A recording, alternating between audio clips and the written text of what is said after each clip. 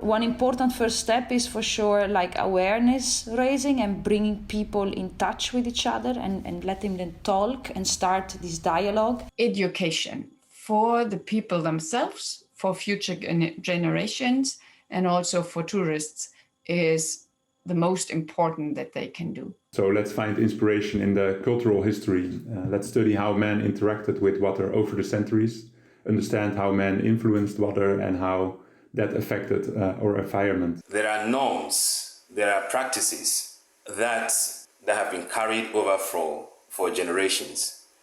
They can be re-evaluated. I think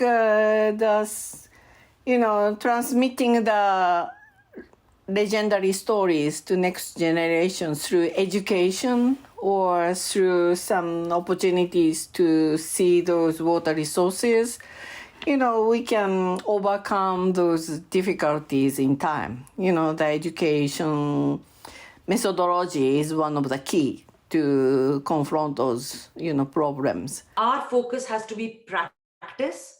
Our focus has to be how do we translate what we are doing on paper onto the reality, onto the ground. And one thing I feel is a very important part in this journey is for people like us who understand the physical environment, who work with space, who work with culture, who work with water, who work with projects, to play leadership roles in municipal governance, in policy, in legislation.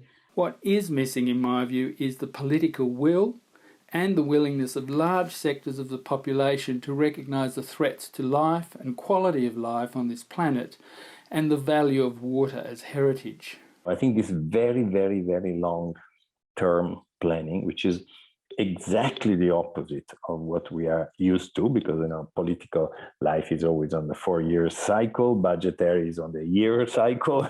So we have no culture for the long term. This culture existed in the past.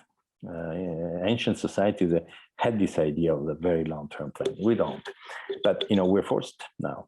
So, to respond to the challenges of the future, we have to start now thinking about the very, very long term. And it's difficult because full of uncertainty. But unless you do the planning now, start the planning now, you will not find the solutions in the future.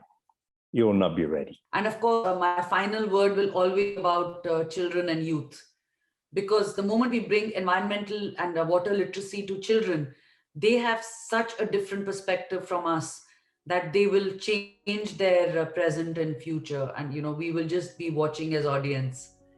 And we would have nurtured those seeds and done our deed.